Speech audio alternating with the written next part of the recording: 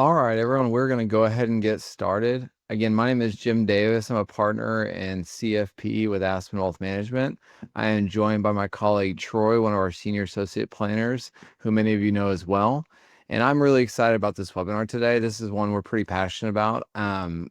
It's called Countdown to Confidence, Your Retirement Transition Checklist. So this session's all about helping you guys prepare for one of the most significant transitions in your life, retirement. Whether you're approaching retirement or you've just entered this new phase, our goal is to provide you with some actionable insights and practical tools to navigate the road ahead with clarity and confidence. By the end of today's session, you're going to walk away with a 10-step checklist that's designed to help you land safely in this retirement. And as a reminder, guys, Troy will be helping moderate kind of this webinar. So if you have any questions, please type them in the Q&A box. There's a little chat box as well. Troy, in a second, if you just want to go ahead and say something in the chat so they know where it notifies them, we will do our best to address as many as we can during the session. But it's not uncommon when these sessions wrap up that y'all send emails or phone calls or things like that. So please feel free to give us a shout after the fact if there's any slide in particular that catches your attention. It will also be available as a recording, so this will send it to you. We'll send it to you automatically after the fact via YouTube. So don't worry about if you have to jump out at any point in time or you want to send this to a loved one, we'll send you that recording. So let's go ahead and get started. Let's see here. All right. What would a webinar be without a cheesy image or graphic to get things started? If you've worked with me personally, you know I am a big fan of metaphors, analogies. Troy and some other people in the office give me a hard time calling them Jimisms. But I firmly believe in this one. Retirement planning is a lot like landing a plane.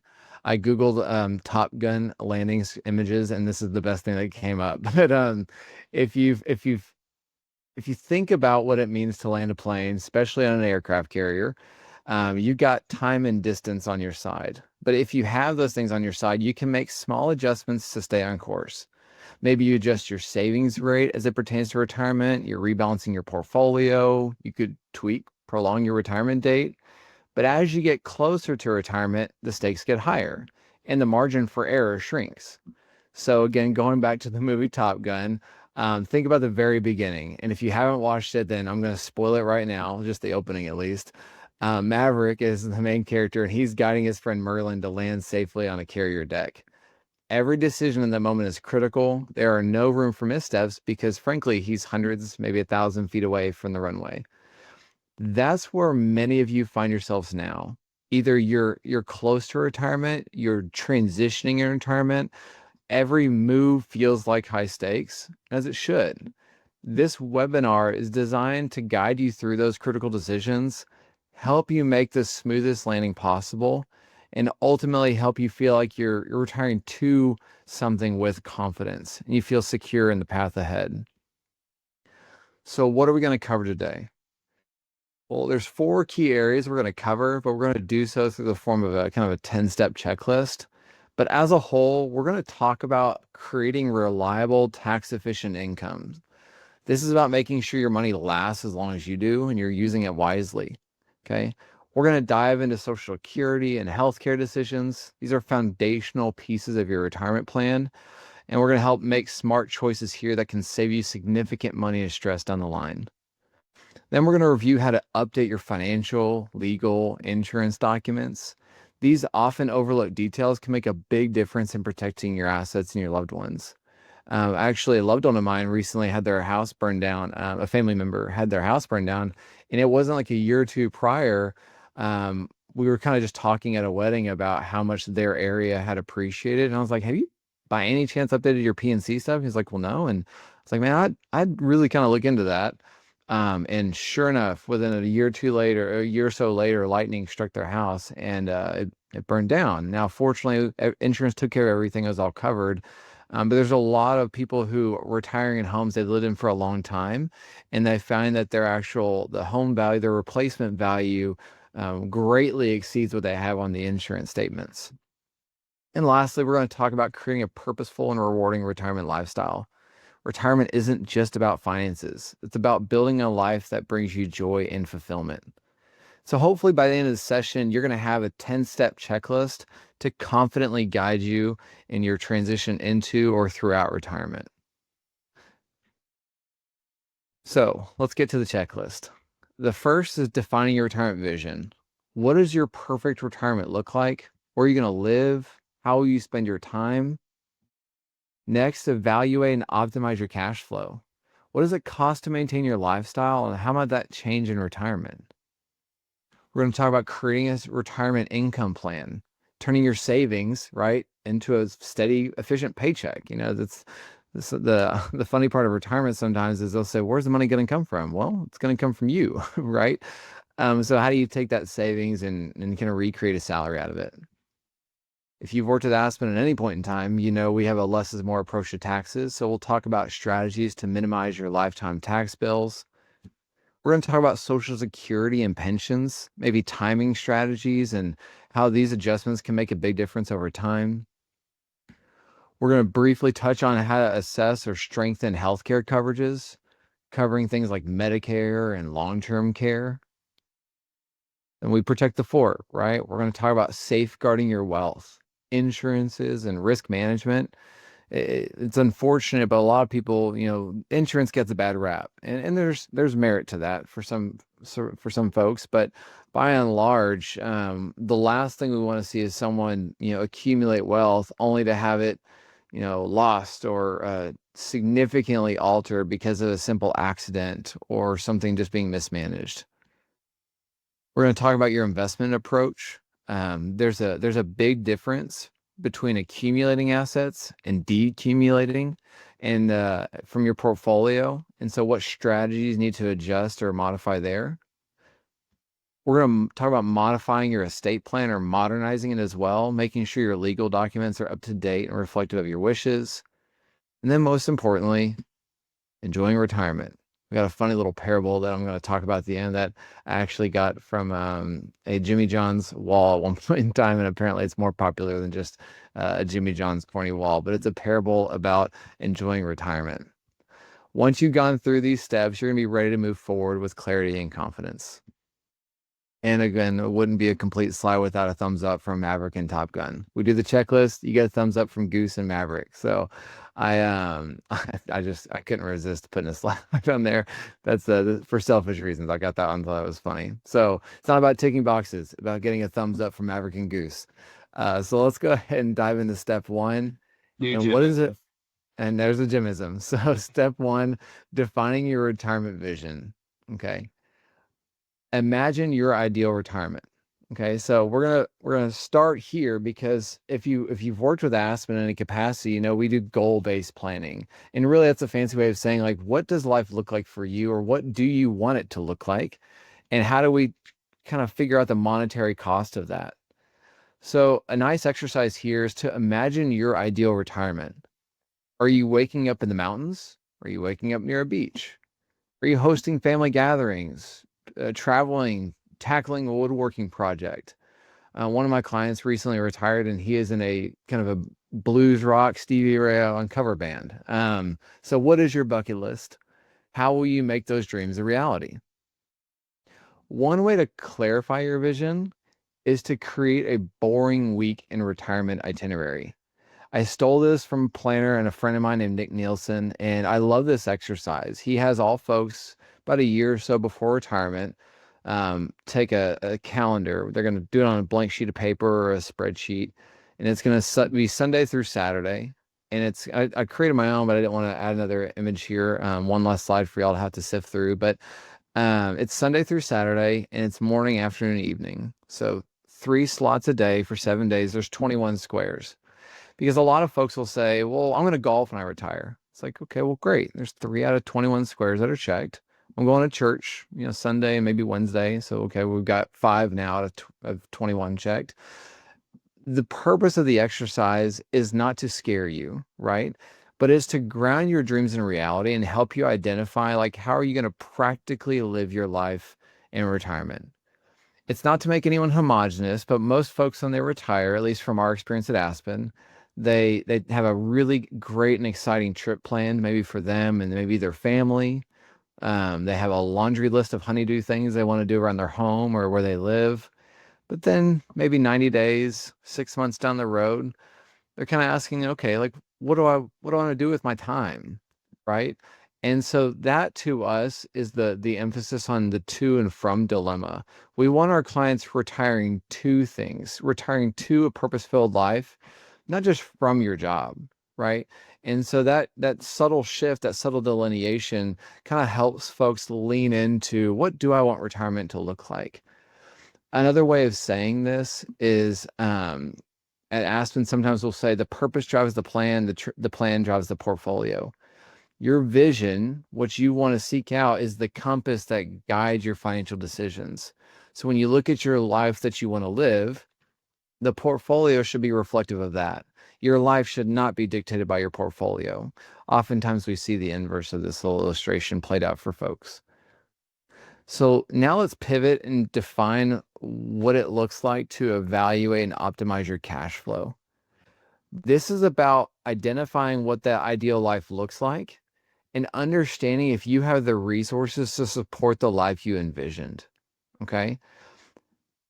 By most folks' careers, at least what we've experienced with Aspen, in their 50s, they don't really have to budget.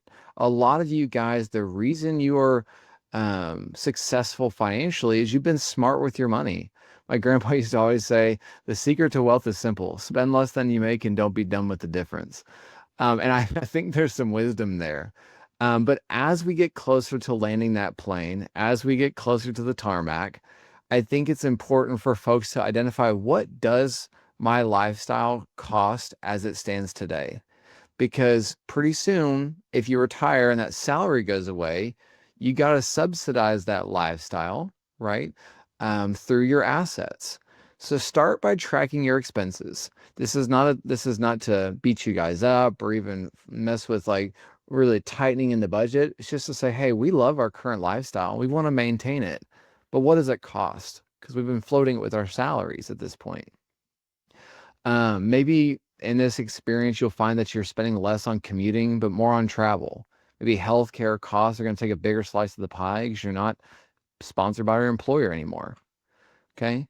And then you're going to divide your expenses into like essentials and discretionary. So things like housing and utilities, these are non-negotiables, right? You got to pay your utility bills.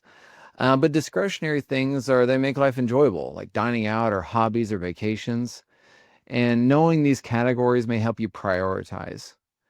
Another thing is figuring out what emergency fund you want to have. We recommend about 6 to 12 months, but oftentimes it's kind of a round number that just feels right to clients, like it's 50,000 or 100,000.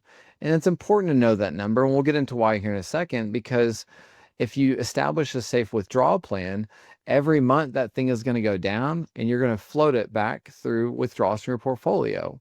And so understanding that's important. And this is whether it's expecting fluctuations or monitoring, adjusting, just give yourself some grace, right? It takes about 12 to 18 months to figure out retirement. The cash flow is lumpy, big expenses, home remodels, trips, travel. Be loose with I would say be loose and not rigid in your first year in retirement, because the transition, it fluctuates, and the problem with the future is it's the future. And so we want our clients to not feel so stressed or worried about the first few months of retirement, because it's just a new normal that they have to figure out. Lastly, remember that cash flow isn't static. In your first year, it's normal for spending to fluctuate. The key is to regularly monitor and adjust your budget. Morgan Housel is one of my favorite financial planning authors. If you want to read a great book, The Psychology of Money by Morgan Housel is a good one. But this is a quote from that book. And he said, planning is important, but the most important part of every plan is to plan on the plan, not going according to plan. So I love that little line. Create a sustainable retirement income. Okay. Transitioning from a steady paycheck to creating your own income stream is one of the biggest adjustments in retirement. The goal here is to ensure your income lasts as long as you do, right? Frankly, don't run out of money. So We start by identifying all your income sources. This might be Social Security, it might be pensions, it might be dividends and interest, rental income or real estate, it could be RMDs. Next, we're going to think about how much to withdraw and what order. So, for example, are we tapping into taxable accounts first, which might allow your tax deferred accounts to grow? Or are we doing the inverse? Maybe we are kind of quote unquote 401k rich and we need to, before RMDs kick into gear, we want to start pulling on those accounts within certain marginal brackets. The goal there being to ultimately reduce your lifetime tax bill. Speaking of taxes, consider Roth conversions or other strategies that may be opportunistic for your lifetime tax liability. One client of ours recently converted part of their IRA to Roth, and we're going to do so for about 7 more years, okay? Because frankly, we're doing whatever we can to push down this looming RMD, this required minimum distribution that's down the road, which will subsequently increase their household income quite a bit, and that will subsequently impact their Medicare premiums quite a bit. Those are called IRMA surcharges. And so when you look at financial planning, if you've worked with me personally, you'll hear me use language like a Venn diagram. When we're talking about investment management or retirement income planning or Medicare, we're often talking about all these things that are interconnected together, right? And finally, be mindful of obstacles like market volatility. Dynamic withdrawal planning allows you to adjust your withdrawals based on market conditions, and that can protect your portfolio during downturns. Okay, so your retirement paycheck isn't just about numbers. It's about creating stability and peace of mind so you can just focus on enjoying retirement. Step 10. The goal for us again is to create your lowest lifetime tax liability. This slide is kind of a representation of this slide right here. So this slide brings our discussion on income planning to a real world example. This is an actual client of ours at Aspen Wealth Management, and they live about a $200,000 lifestyle. Okay, but this graphic shows how their income sources like Social Security, pension, withdrawals, they meet their expenses over time. But notice how their pension provides a predictable base of income, right? That's that green line. And somebody say, well, why is that going down over time? Well, we use a planning software and we're pretty big on using certain economic assumptions. And what you'll see here is the impact of inflation over time. Yes, they start with X dollars, and because this shows in today's dollars present value, how the value of this pension actually erodes over time because it doesn't have a cost of living assumption tied to it. And Social Security, while it has in our planning software is a slight adjustment, it's not the full extent that you may see here. And so it also shows what RMDs would look like down the road. And so this example demonstrates the importance of creating a retirement paycheck. They had said originally, well, we need $200,000 from our portfolio when we retire. And we said, hold on, wait a minute. When we've got the pension, we've got Social Security, we're going to be withdrawing quite a bit, which is those yellow lines you see for a strong window of time. But eventually RMDs are going to kick into gear. And when those kick into gear, that's going to cover your cost and then some. And so we'll talk about that more here in a little bit with another slide. The next thing, because portfolio and cash flow kind of go hand in hand, implementing tax smart strategies.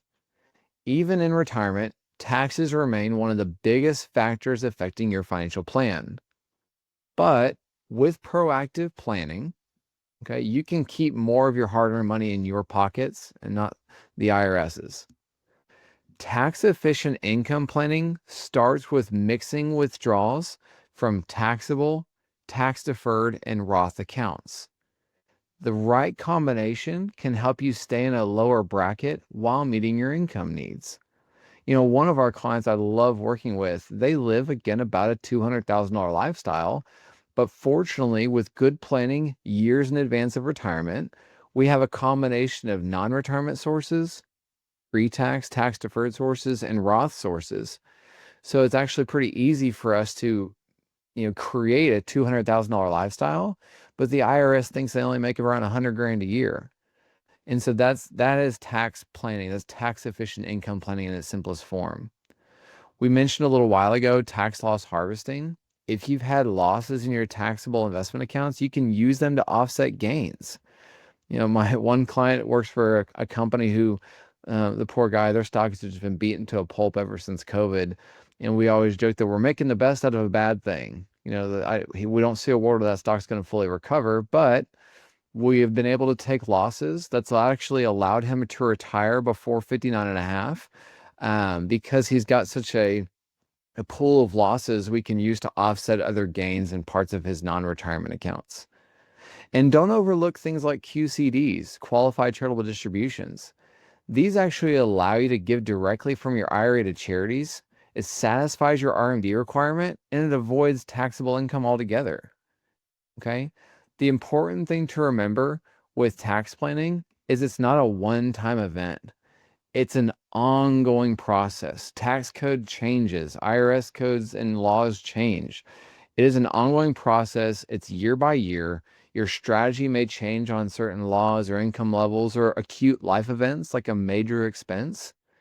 So, as Arthur Godfrey once put it, I'm proud to pay tax in the United States. The only thing is, just as proud for half the money. So, I love that quote. So please, if you're not already, work with a financial planner or someone who does tax planning and strategy to find ways to make that happen for you guys. This, similar to this 2 slides ago, is a graphical representation of what we're talking about. I've used this same white paper in another presentation before, so if that looks familiar to you, it's you're not crazy. But I think it's such a powerful illustration of what dynamic withdrawal planning looks like. Okay. This is a strategy that can dramatically improve your tax efficiency in retirement. This graphic shows a scenario where a couple uses dynamic planning versus traditional withdrawal planning, where a retiree would typically pull from their pre-tax accounts or evenly from all these different accounts. And while it's simple at the behest of the IRS. The strategy you see in front of you involves adjusting withdrawals annually based on taxable income, market conditions, and opportunities for tax savings, such as Roth conversions or tax loss harvesting. And the result? Well, it's a significantly lower lifetime tax burden. And every dollar you don't pay to the IRS, you get to keep in your pockets, which means it's a portfolio that lasts longer and grows greater. This visual emphasizes that tax planning isn't static. Each year presents new opportunities to refine your strategy, reduce taxes, and make your portfolio work harder for you. With this type of planning, the goal is simple. Keep more of what you've worked so hard to save. The next thing we're going to talk about is maximizing Social Security and pension benefits. Social Security and pensions form the backbone of many retirement plans. However, when you claim now, these benefits can make a huge difference in your financial future. Okay. So let's start with Social Security. Timing is everything. Claiming at 62 means you're going to get a smaller monthly benefit, but you'll receive payments for a longer period of time. Waiting until you're a full retirement age or even age 70, yes, it will result in a higher benefit, but it's important to weigh factors like your health, family history, and whether your spouse will rely on your benefit or not. Pensions, if you're lucky enough to have one, also require careful consideration. Do you take a lump sum? Do you take monthly payments? I have several clients who are breaking their pension over a 10-year installment period. Should you include survivor benefits for your spouse? These decisions are complex and they can have significant long-term implications for a family. So, for example, one couple we worked with chose to delay Social Security while drawing from their other accounts early in retirement. This strategy, while it reduced their taxable income because they're pulling from a brokerage account, it allowed their Social Security benefits to grow by 8% annually until the age of 70. Okay. The goal here, again, what we see here at the top, is to help folks delineate between what's more important, the highest monthly benefit or their total lifetime benefit. This requires a coordinated approach that ties these decisions into your overall financial plan. And again, to reiterate, purpose drives the plan, which drives the portfolio. Okay. The next thing is a visual representation. I apologize. There's so much text. My brain works in images, so I wanted to include some of these. But this slide highlights the critical decision of when to claim Social Security and the impact on timing. A lot of folks say, I want to wait till 70, that 8% bump a year. Well, I mean, you absolutely can, but the math is the math, right? And Social Security planning, even though people don't like to admit it, involves a lot of playing God. And you got to figure out when your date of death is. And so we at Aspen, we plan to 90. For some folks, if they have a family history much longer than that, we can plan longer than that. We typically don't go lower, but just because we always want to be conservative.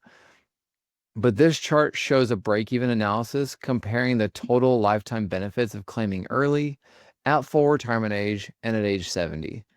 So as you can see here, if you claim at 62, you'll get smaller monthly payments, but for more years.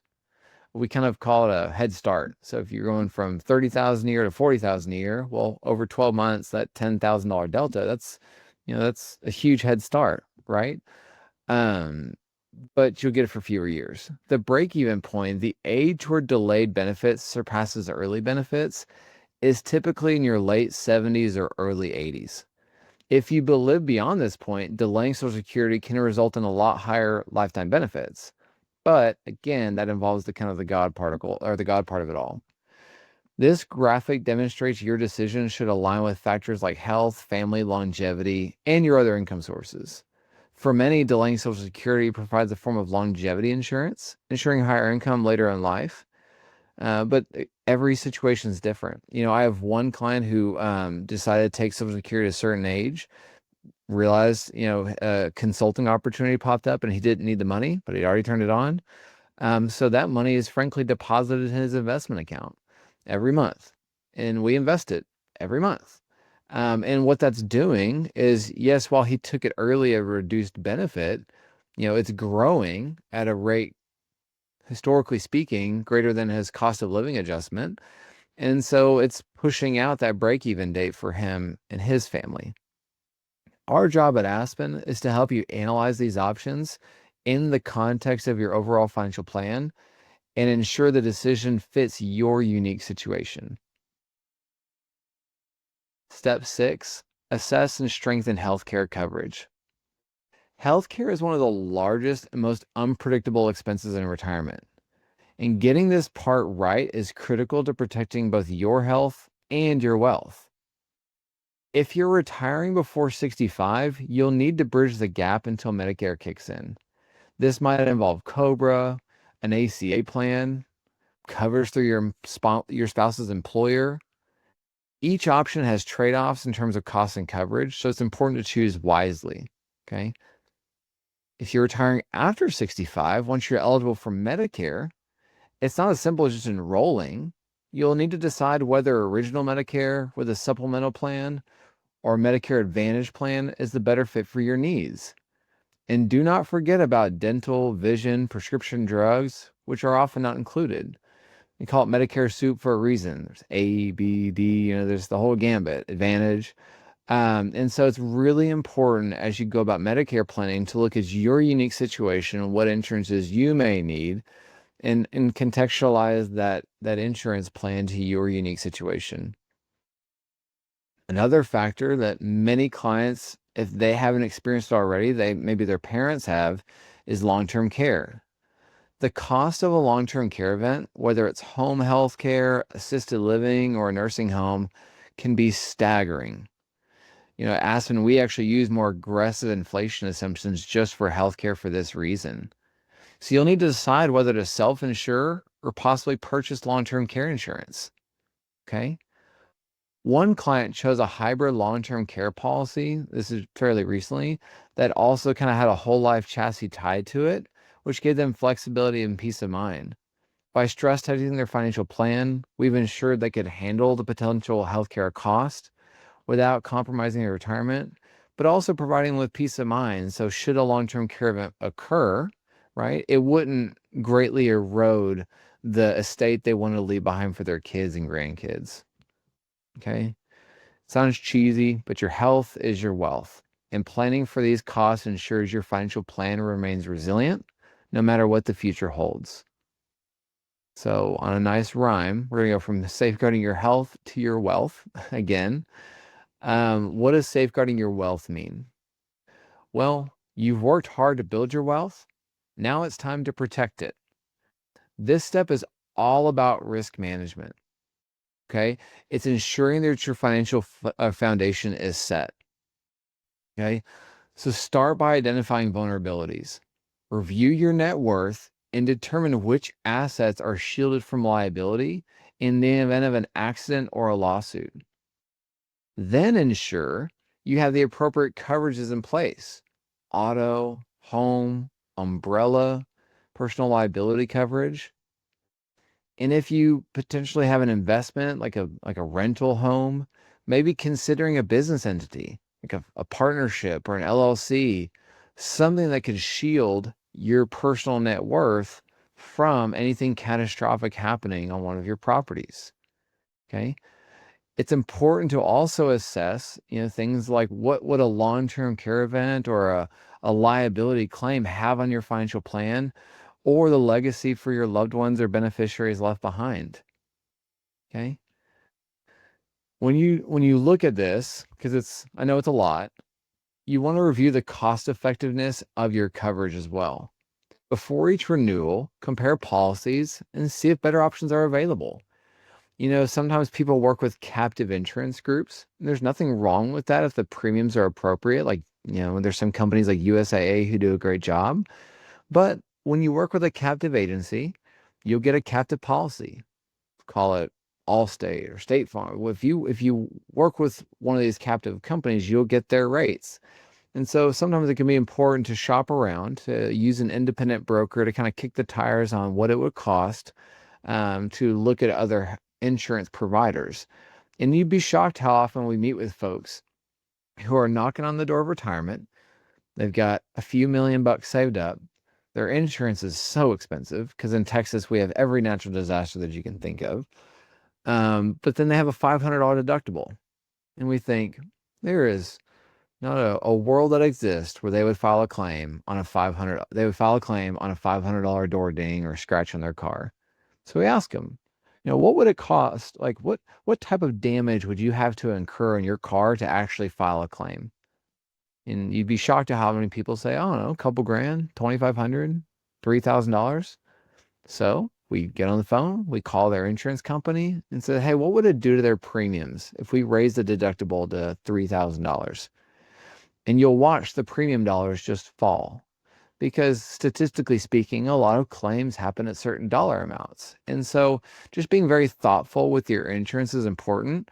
Every dollar counts, and every dollar that you save, you get to keep and you can invest, right? And so that only increases your net worth over time. We often remind our clients that proactive risk management is about playing defense. It's not just about avoiding the unexpected.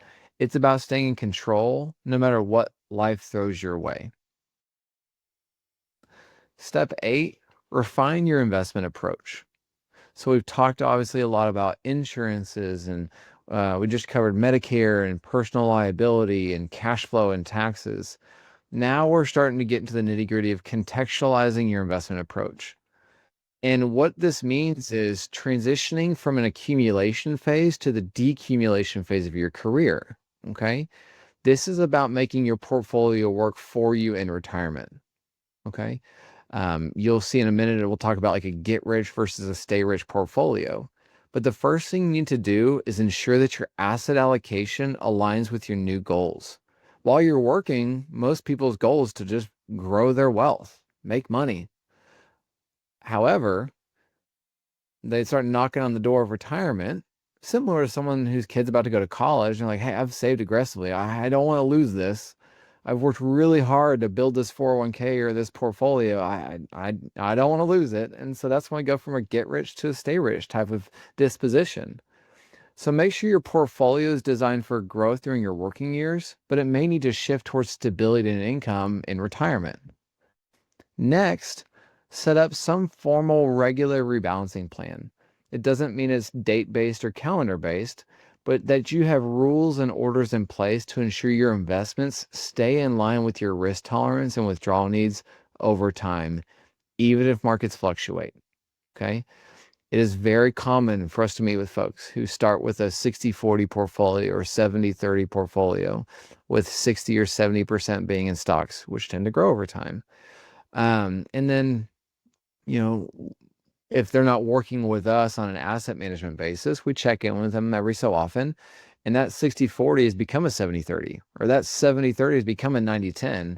And now their portfolios, they've kind of let stocks go on a run, which again, it's grown, but their risk profile is much more conservative than their portfolio suggests. It just hasn't been rebalanced in quite some time. So also be mindful of concentration risk. A diversified portfolio is spread across industries, asset classes, geographies, and it can protect you from the downside of any single investment. This is very important. A lot of people, when they retire, they have like stock options and they might be highly concentrated. But the metaphor or Jimism I like to use is, if I give any one of you watching this webinar today or watching online later via YouTube a pencil, and I say, can you snap this thing in your hands? You're going to snap it. That's a pencil. Now, if I give you a dozen and I wrap it in a rubber band and I ask you to snap it, you might be able to do so, but it's going to be harder. Okay. Now stretch that out to, I don't know, 500 pencils, right? That could be indicative of the S&P 500. It may go down, you may crack some on the periphery, but by and large, it should stay intact, right? A strong portfolio in retirement is highly diversified. Thousands of companies using exchange traded funds, so that while you will likely not experience a wild uptick in the markets, if you believe in physics and inertia, then you'll know that it's also not subject to wild downswings in the market. Lastly, establish a systematic withdrawal plan. This involves creating a regimen that supports your income needs while keeping your taxes in check. Like I talked about, one of our clients refers to this as transitioning from a get-rich portfolio to a stay-rich portfolio. It's a shift that allows them to enjoy their retirement with peace of mind. A well-refined investment approach gives you confidence that your money will support you throughout all stages of retirement. Step 9, modernize your estate plan. I've thought about putting this as step 8 because it kind of went with protection, but I do think this is really important. An estate plan isn't just a set of legal documents. I hear it all the time. I got a will. I have an estate plan. No, Bob, you don't. You have a will. An estate plan is a roadmap that ensures your wishes are honored and your loved ones are protected. So what do you do first? Well, start by reviewing what you've got. Review your wills, your trusts, your POAs, your directives.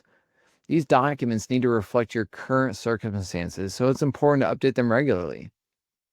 Next, check your beneficiary designations on retirement accounts or brokerage accounts or insurance policies. People don't realize that these designations override what's written in your will, so accuracy is key.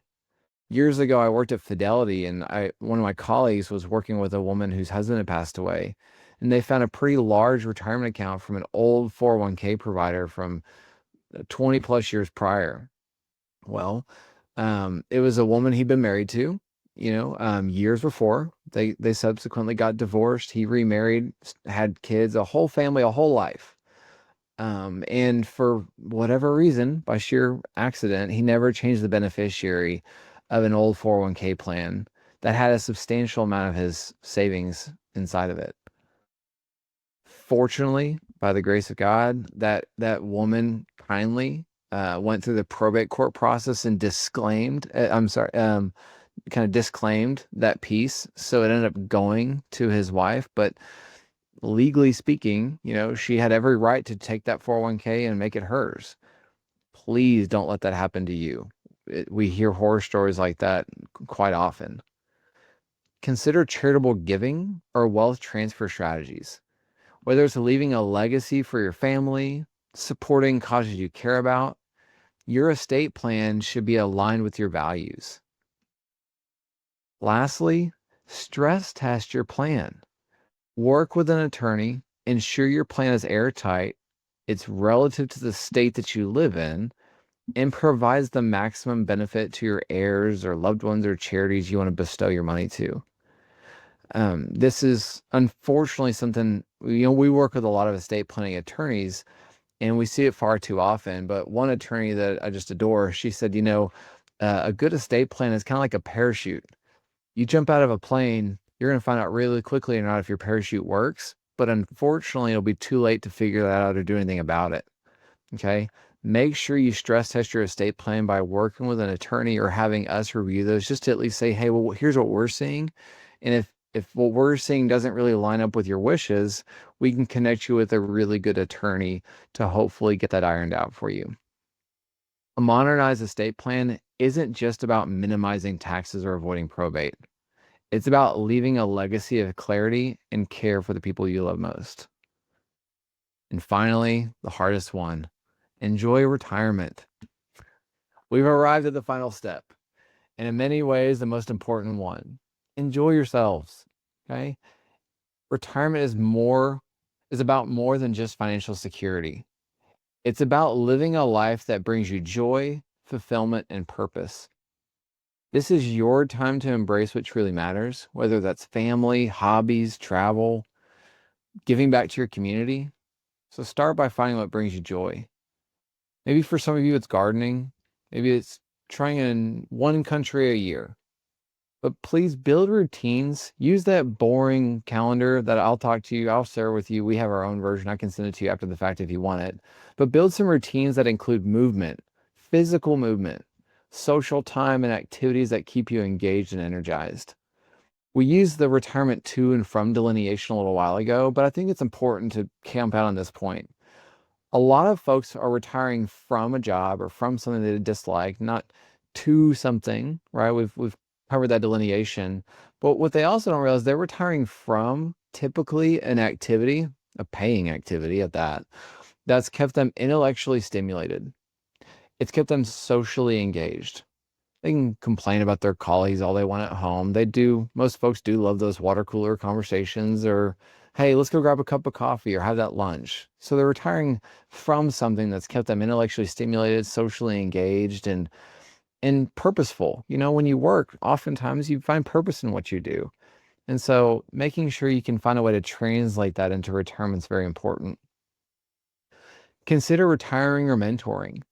Many retirees find incredible purpose in sharing their skills or experiences with others on a pro bono basis. One of our clients began mentoring young professionals in their industry, which not only gave them a sense of purpose, but kept them kind of intellectually engaged.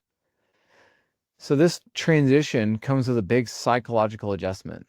For decades, your life may have been structured around your work, but now your time is totally your own. As one of my clients said, what I like about being retired is I wake up or I go to bed when I'm tired and I wake up when I'm rested. So create some structure and pursue meaningful goals, and I promise you'll have a more rich and rewarding retirement. At the beginning of this webinar, I teased that I was sitting at a Jimmy John's one time and there was this big sign on the wall, and it was the parable of the fisherman and the banker. So I'm going to read it to you. It'll just take me a moment, but I think it's a perfect illustration for what retirement looks like for a lot of folks. An American investment banker was taking a much-needed vacation in a small coastal Mexican village when a small boat with just one fisherman docked. The boat had several large fresh fish in it. The investment banker was impressed by the quality of the fish, and he asked the fisherman how long it took to catch them. The fisherman replied, "Only a little while." The banker then asked, "Why didn't you stay out longer and catch more fish?" The fisherman replied that he had enough to support his family's needs. The American then asked, "But what do you do with the rest of your time?" To which the fisherman replied, "Well, I sleep late, I fish a little, I play with my kids, I take a siesta with my wife, and every evening I stroll into a village where I sip wine and play guitar with my friends. Sir, I have a full and busy life." The American banker scoffed and said, "Well, sir, I'm an Ivy League MBA, and I can help you.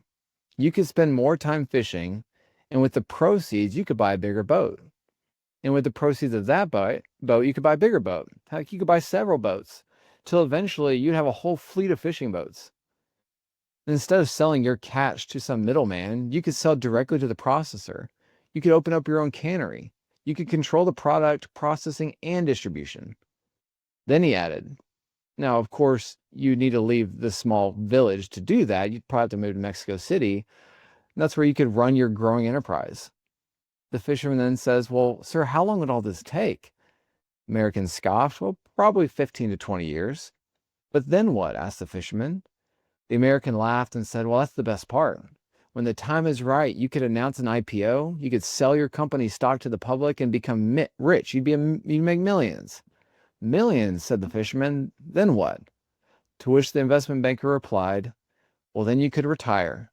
You could move to a small coastal fishing village where you would sleep late, fish a little, play with your kids, take a siesta with your wife, stroll into the village every evening with your friends where you could sip wine and play guitar.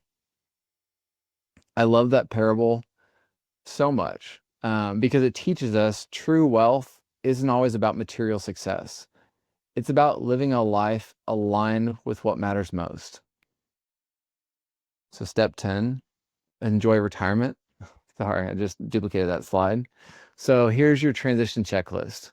First, we've defined our retirement vision. Clarify what retirement looks like for you and align your plan with your values. Evaluate and optimize your cash flow. Understand your expenses and create a budget that supports your lifestyle. Create a sustainable retirement income plan. Turn your savings into a retirable tax-efficient paycheck. Implement tax-smart strategies. Minimize your tax liability, maximize your wealth. Maximize Social Security and pension benefits. Make informed decisions to secure your lifetime income. Assess and strengthen your healthcare coverages. Make sure you're protecting yourself from the high cost of healthcare and potentially long-term care. Safeguard your wealth. Use insurance or other risk management techniques to protect what you've built. Refine your investment approach. Make sure your portfolio is aligned with your goals in retirement. Update or modernize your estate plan. Ensure your legal docs are in order. Make sure they reflect your wishes and protect your loved ones. And lastly, enjoy retirement. Embrace it with purpose and fulfillment. If you stayed around this long in the webinar, thank you. This checklist is your flight plan for that smooth Maverick and Goose Top Gun landing. Okay, it's not about financial security. It's about building a retirement that is meaningful and rewarding.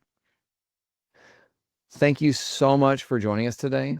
It has been an absolute pleasure to share this time with you and walk through each of these steps towards your confident retirement. At Aspen, we believe that retirement is one of life's greatest transitions. Our mission is simple. It's to ensure you're not just financially prepared, but emotionally and mentally ready to embrace this next chapter. If you've already taken this step, amazing. If you're ready to take this step, I encourage you to reach out, schedule a call, work with your financial planner if you have one. But please do the hard work on the front end so that you don't have to make big course corrections on the back end. On behalf of myself, Troy, and the entire team, thank you so much for taking the time. We're going to leave. We've left about 10 minutes for questions. So if you have any questions at all, I'm going to end kind of the way this looks to where you can just see my face, but I'm open to any questions you guys might have. Yes, I saw Troy, you responded. This will be available as a recording. All the webinars are available after the fact via YouTube. It looks like that's it. All right. Well, thank you guys so much for taking the time. Thank you I know some of you have emailed questions or asked them on the other side of this. So we appreciate y'all very much. If y'all do have any questions, please give us a shout. And again, we sincerely appreciate you all. Bye-bye. Thanks, everyone.